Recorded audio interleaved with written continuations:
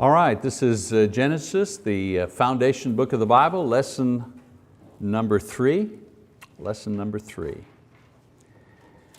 So far in our study of Genesis, I want to do a little review. Some of you may not have been here, so we'll do a little review of what we've talked about so far, very briefly. First of all, we said that the book of Genesis is inspired by God. It's not a fable, it's not magic or anything like that. It is an inspired book of the Bible. We talked about the nature of the book, what's it about? And we said that it's about origins. If somebody ever asked you, what is the book of Genesis about? Boy, you're thinking, wow, Abraham and the creation and so on and so forth. Really, it's about origins. It tells us where things originated, society. Where did society originate? Where did the world come from? Where did sin come from? And so on and so forth.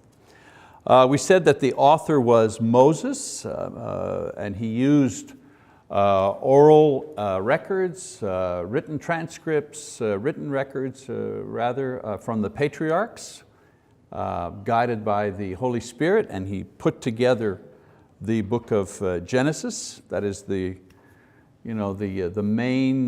mainstream thinking about the book of Genesis, that Moses is the one to put it together. And we said there are different ways to divide the book if you want to study it. You can divide it up into chapters.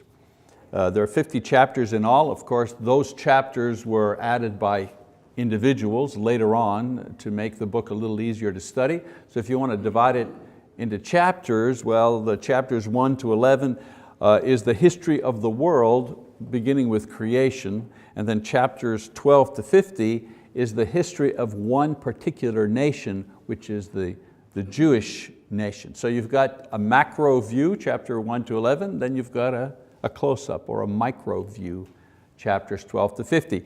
Now there's another way, a more natural way to divide the Genesis, and that's by generations, 10 generations. If you look through the book of Genesis, you see that there are 10 generations beginning with Adam and ending with the sons of Jacob, and each one of them recording and preserving and handing down their records, which were compiled and edited eventually by Moses, as we said, under the guidance of the Holy Spirit. So, who wrote Genesis? Basically, who kept those records? Well, the patriarchs kept those records. Adam kept the records, and Noah kept the records, and Noah's sons kept the records, and these kept being handed down from generation to generation. All right, so tonight we're going to pass into the actual text of the book of Genesis. Genesis chapter 1, verse 1, the foundational verse not only of Genesis but of the Bible. In the beginning, God created the heavens and the earth. We've seen this so often, we've heard this verse so often, probably everybody knows it by heart, but a lot of times we don't realize how much power there is in just this one verse. Some say if Genesis is the foundational book of the Bible, then verse 1 is the foundational verse of Genesis. Now think about this for a second. We know that the Bible is the most produced book in history, and it is the most read book in history. We know that. Okay? Even people who are not believers acknowledge that the Bible is the most translated, most printed, most distributed book in all of history. Well, if that's the case, then this verse is the most read verse in history. Because when people read the Bible, they usually start at the beginning, right? They don't always finish it. A lot of people start and they get somewhere into Leviticus there, and they kind of lose interest sometimes, you know what I'm saying? But everybody begins at the beginning, so everybody who has a Bible in any language at least begins in the beginning. God created the heavens and the earth. No matter whether they finish it or not, they've all read that particular verse. So we say that it is the most read verse in the Bible, in history, and in the world. Remember I mentioned a fellow named Henry Morris, Dr. Henry Morris. He has a book called The Genesis Record. I use a lot of his material, great book if you want to read that as a companion to this class. And he said the following, he says, if a person really believes Genesis chapter 1 verse 1, he will not find it difficult to believe anything else recorded in the Bible. And that makes sense. If you accept Genesis 1:1, then everything else does not require more faith, does not ask of you a greater step of faith. Okay? Now this verse really doesn't try to prove the existence of God. It merely assumes the existence. You'll notice if you read throughout the entire Old Testament, no prophet, none of the writers try to make a case for the belief in God. We do that today in our generation, in our time. But back then, the fact that God existed was like assumed. Nobody had to defend the existence of God. Certainly not the people who were writing the Bible. Of course, it was written before any disbelief occurred. Genesis was written before any, happened before any type of disbelief. Not before disobedience, but certainly before disbelief. The things in Genesis occurred before any false system of belief was developed to reject God. And so it doesn't attempt to prove the existence of God, it merely assumes this as a self-evident fact. However, this verse does contain the information necessary to refute all of man's subsequent false ideas about God and about creation. I said this one verse does that, just one verse. It's as if God knew what man would ultimately think up to deny Him, and so in the very first verse, He preempts any possible false idea about Himself.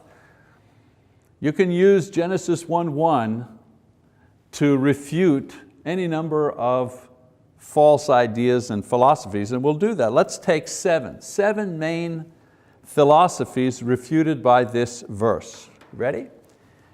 First one is atheism. Atheism says there is no God. Atheism says there is no God. And yet Genesis chapter 1 verse 1 says that in the beginning God created the heavens and the earth. Again, the Bible isn't trying to prove there is a God, it merely makes a statement. So if someone were to say, where does it say in the Bible that God exists? Because I'm an atheist and I don't believe God exists. Well, Genesis 1:1, in the beginning, God. All right, let's look at another one, pantheism. Pantheism says that everything is God. So atheists say there is no God. Pantheists say, well, everything is God. The trees, the rivers, the stars. Pantheism is a form of thinking where people deify nature or give nature a force of its own. Okay? But Genesis 1 verse 1 says that God is separate from His creation. He's not part of His creation. I know that sounds like a very noble idea when people say, oh, I see God in the trees and I see God in the water and I see God in the stars. Very poetic, not true. Because Genesis says, in the beginning, God, over here, created the heavens and earth over here. He was before He made that, and He continues after, you know what I'm saying? So He is not part of His creation. He existed first, and then He created the world. And so Genesis 1:1 refutes the ideas of pantheism. How about polytheism? Polytheism teaches a multiplicity of gods. We know, just from looking at history, the Greeks, the Romans, many ancient people as well as primitive peoples of today believed in a multiplicity of gods. They were poly, many theists, gods, many gods. And if someone, I always come back to this thing, someone would say, where does it say in the Bible that there's only one God? Well, it says in Genesis 1:1, it says that only one God created all things. There wasn't the good God and the bad God and the up God and the down God and the male God and the female God and the God of trees and the God of animals. It didn't say that, just one God created all these other things. How about the theory or, it's a theory or philosophy of materialism. Materialism is the basis for most modern thinking. It says that matter is eternal and that matter is the only thing that exists. Communism, for example, which is a political philosophy. Communism is based on materialism, and the main idea being how to distribute the materials equally. Okay, that's what communism is about. It believes everything is matter, right? Everything is matter, and so our political philosophy is we're going to figure out how to distribute this matter equally, all right? But Genesis 1 verse 1 says that Genesis 1 verse 1 says that matter had a beginning. At some point it did not exist, and then God brought it to existence. Do you know that the best and brightest minds that the world respects, Dr. Hawkins, the man who I think has cerebral palsy, or he's in a wheelchair, but he's a brilliant scientist and so on and so forth, the most brilliant scientist of our age that they call him, and he wrote a book trying to define or explain the world and how it came to be, and the best he's come up with, this is the brightest mind now, the best he's come up with is, it was always there. And when people say, what do you mean it was always there? Well, what brought it there? Nothing. It was just always there. It just was always there. So the idea is, let's not question that too much. Just accept that, just accept that logic, swallow that logic, and then we'll build on that.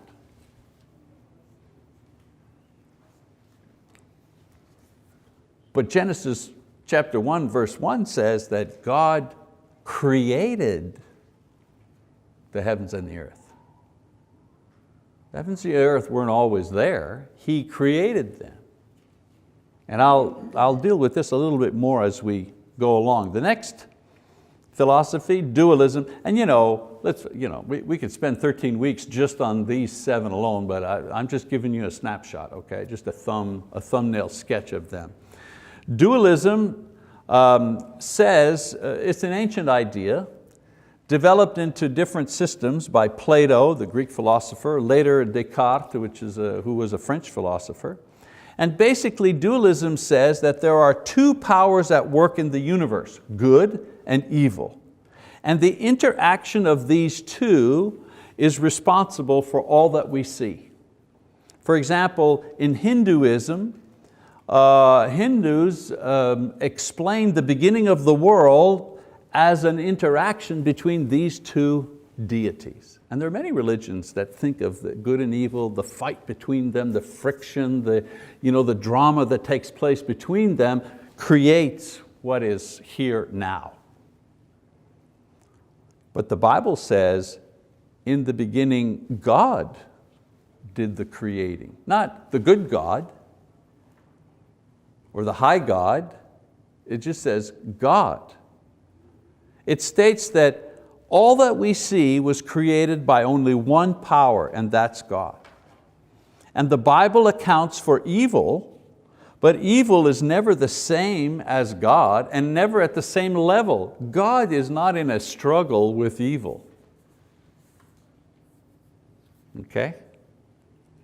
There's only one supreme power at work, according to Genesis, and it was manifested at the very beginning, and the writers called Him God. Not the lesser God, the greater God, only one God. And we understand why there's evil in the world. We'll talk about that when we get to the temptation, so on and so forth. God had to allow His creation to have free will, otherwise creation could not take life. But we'll go into that as a little further on.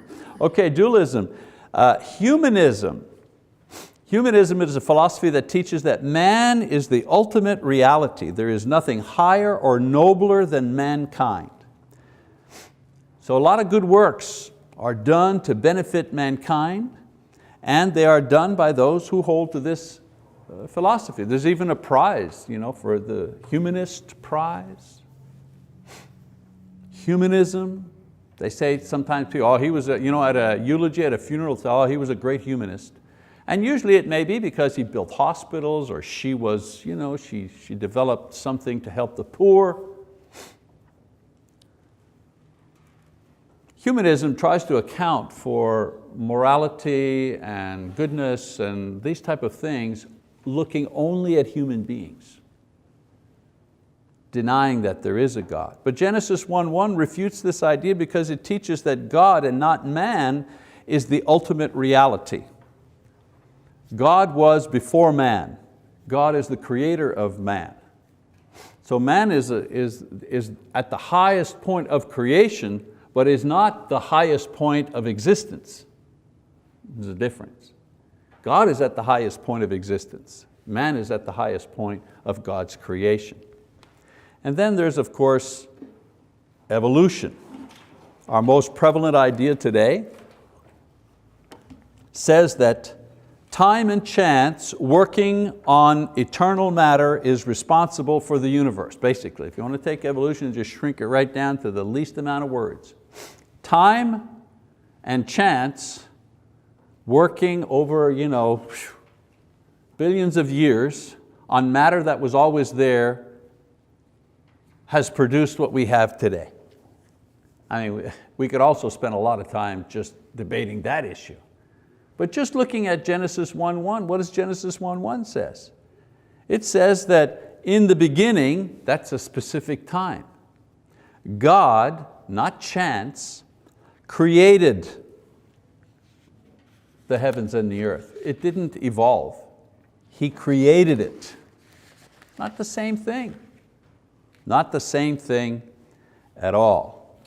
So there are other theories that we could talk about. Again, I haven't even moved to Genesis 1 verse 2. I'm still in Genesis 1. I guarantee you we'll go faster than this as we go along because we'll be here 4 or 5 years if we don't. But let me show you some other theories that I've just squeezed together here. Naturalism. Naturalism says that everything is matter. Everything is matter. But Genesis doesn't say that, right? Not everything is matter. God isn't matter. Deism. Deism is a theological idea that says that there is a God and God kind of sparked everything, the Big Bang, poof. And then God lives over here in another dimension and has absolutely nothing to do with His creation. It just goes by itself. That's deism. In other words, a deist believes that there is a God, but doesn't believe that God is involved with His creation. We are not deists. We are theists, T-H-E-I-S-T. We're theists. Why? Because we believe that there is a God, and according to Genesis 1:1, God is involved with us. He created the heavens and earth, and if you keep on going, verse 2, 3, all the way through Genesis, you find out that God is actually very involved in the life of His creation. Agnosticism says we can't know. There's just not enough information. We just can't know. But Genesis 1:1 tells us, no, you can know. God in the beginning created the heavens and earth. There's something you know. Somebody asked you the question, where did all this come from? Well, God created it. When did He create it? At the beginning. Who created it? God created it. What did He create? The heavens and the earth. That's just verse 1. Monism. Monism is kind of hard to explain. It's Genesis without God. Okay. It's Genesis without God, meaning the monists, they are looking for a theory, an all-inclusive theory that'll explain everything. Okay? But that doesn't include God. That's what a monist is. All right, so one theory that explains how everything got here, but not with the component of deity. But Genesis 1:1 doesn't say, at some point in the past, everything happened to appear. That's not what Genesis said. It says God did this. There is a God involved in a universal, all-encompassing theory. That's what Genesis is. It's a universal, all-encompassing theory that explains how we got here, why we are the way we are, where we're going, what will happen at the end of the world, what will happen after the world, and so on and so forth. Determinism. Determinism, another word, is fate. And what does fatalists believe? They believe in circular history, meaning everything just goes round and round. History just keeps going round and round and round. That's why it's fate. You can't stop it. What'll happen will happen, and it just keeps going round and round. Hindus, they believe in this. You keep going until you reach a certain stage. You keep going round and round and round. It's fate. Science fiction writers, wormholes, things like that. Traveling back. Anybody who writes a movie about traveling back in time, that idea is based on determinism. Going back in time means here's the wheel, it's going round and round, right? So you're over here, so what you're doing is you're taking a shortcut and you're going backwards to a certain time. Why? Why can you go there? Well, because it just keeps going round and round. So you're on the same circuit, okay? But Genesis says, in the beginning. So it isn't round and round. There was nothing, then there's a beginning. And if we keep reading through the Bible, we find out that, well, there is also an end. So history is not circular, it's linear. Okay? Pragmatism, a more modern, William Paley, I think, was the philosopher for pragmatism. Pragmatism says, whatever works is right. Basically, whatever works is right. Whatever works is right has been translated into, I'm okay, you're okay. If that works for you, then that's what's good, that's what's moral. It doesn't work for me. So if you're gay and that works for you, then that's the good thing. Why? Why is it a good thing? Because it works for you. You believe in God?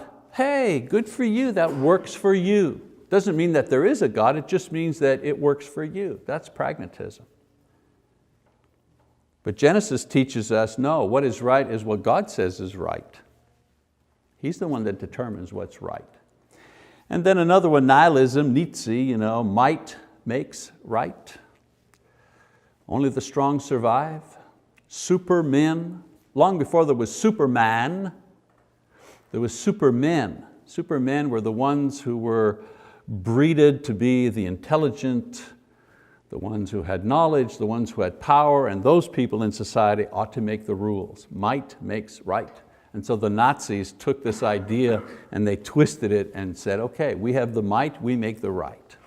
Invading another country, so what? As long as it serves the fatherland, it's the right thing to do. And that's how they convinced themselves that the atrocities they were doing were okay, because they were superior. And so, if they decided that's what they were going to do, then that's what made it right. Okay, so just a little review of one verse and the power that it has. Excuse me. All right, so let's take a look at the words in Genesis chapter 1, verse 1, just to go over them. I'm going to save the first couple of words in the beginning for a little later on, but I want to talk about some of the words and what they mean. And I'm going to skip the phrase in the beginning and discuss that just in a minute from now. First I want to talk about in the beginning God, that word, in the Hebrew, Elohim. Hebrew term Elohim stresses the majesty and the omnipotence of God. Interesting also is that it is a plural noun, it's God's, but used in a singular fashion in this verse. Okay? Now this immediately suggests the dynamic nature of God, who is at the same time one, yet He is more than one. So don't ask me to explain, to break down the idea of the Trinity. The word Trinity doesn't appear in the Bible, but the idea of it is there. And it begins at Genesis. Right in the beginning we get this concept of a dynamic God, Godhead, if you wish. Then there's the word created. It refers to the unique work of God, and it's never used, in the Bible, it's never used in reference to human beings. The word actually means to call into existence from nothing. So when the Bible talks about man, humans, It says man forms or man fashions, but only God creates. Okay? Now the whole system of faith rests here. Either random particles which always existed, generated by themselves a more complex and orderly universe, and then graduated to intelligent beings capable of applying and developing intelligence. In other words, the same matter that made a rock made you. You either buy that theory or God created it. Those are the only two theories that are out there. This is the choice that we have. Matter, particles, molecules, they always existed, and through time and chance simply evolved into us, intelligent life form. Now remember, that's non-intelligent, non-animated molecules evolved into intelligent, animated beings. The only place where this works is in the theory of evolution. It does not work in real life. You take any lab, any experiment at any level and see if inanimate matter ever has any way of developing into animate beings. In other words, a rock, a worm, let's pick the simplest thing, okay, that we can see. A worm never comes from a rock. But you have, quote, the intelligentsia of our country staking their educational, academic, their reputations on this idea. And we're the crazy ones because we believe that an intelligent being actually created a complex and intelligent world. And we're the dummies. Next word, need to go, only got a few minutes. Heaven. In the beginning, God created the heaven. Now, you need to understand, this does not refer to the stars here, or the planets. In the Hebrew, this refers to the space where these things are situated. When we refer to our existence, we talk about the space, mass, time universe, right? Space, mass, stuff you can touch, time, the basic components of our existence. So this heaven here in Genesis would refer to the space component, since the time component has already been introduced. The time component is in the beginning. There's the time component, okay? And the mass element is about to follow. God created what? The heavens and the earth, right? And so the heavens are the space, the space. Now, no word is used in the Bible to express the idea of space, so the term heaven is used as the idea of space expands. And in the Bible, you have to kind of look in context if they're talking about the stars or if they're talking about the space. They use the same word, okay? So in the beginning, God created the heavens, the space, and the earth. Again, there is no word in the Bible to refer to as matter. The matter, there's no Hebrew word for that. So Moses uses the term earth, land, which describes the creation of the next basic component, which is matter. It is not yet shaped or formed, it is simply in existence. So you see, in the beginning, God created. In the beginning, there's the time. Created the heaven, there's the space, and the earth, there's matter. The building blocks, all right? And then he says, in the beginning, there's time. I've said that the universe is a combination of the elements of space, matter, and time. Science teaches that each of these elements is necessary for the universe to have a meaningful existence. For example, if there is space and time but no matter, then the universe is empty, nothing happens. If there's just empty space and time, but there's no matter, well, there's nothing happening. You've got a void, you've got a box, there's nothing in it. Or if there is matter, which includes energy, and there's time but no space, then there's no movement. It's just one big blob of thing, you know. So time is the third and most important component because it permits perception of the matter and the space. So Genesis 1:1 says that the element of time was called into existence along with space and matter to comprise the time, space, matter continuum which we call the universe. And no scientist would disagree with you about the idea of time, space, and matter. I mean, those are the basics. All I'm doing is I'm showing you how Genesis describes that at the very beginning. Now Genesis said that this time, space, matter component was not yet formed. And the next verses will go on to explain how God fashioned the raw materials of creation into the universe that we now see. So at the beginning, there's time, He creates space, and He creates matter, the building blocks of the universe that we now recognize. Okay?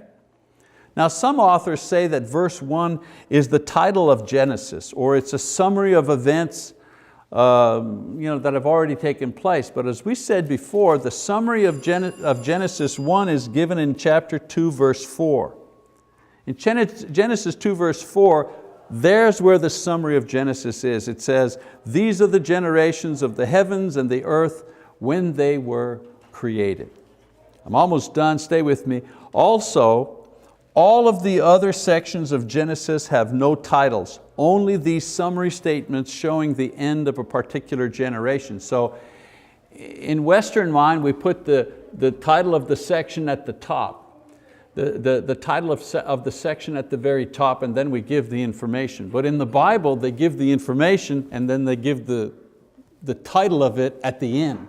And that's what throws us off sometimes, okay? All right, so the first act of the first day of creation was the bringing forth of the building blocks of the universe, the time, space, matter element. So if you were translating Genesis chapter 1, verse 1 into modern scientific English, you could say the following: the transcendent, omnipotent Godhead called into existence the space, mass, time universe. And all of that, imagine the economy of words. I didn't count them. In the beginning, God created the heavens and the earth in 10 words. In 10 words, God explains how the universe came into being, and at the same time refutes in 10 words millions of books that have been written to try to deny what God has said in Genesis 1:1. 10 words. It's amazing. I'm going to believe the entire Bible just on the strength of those 10 words.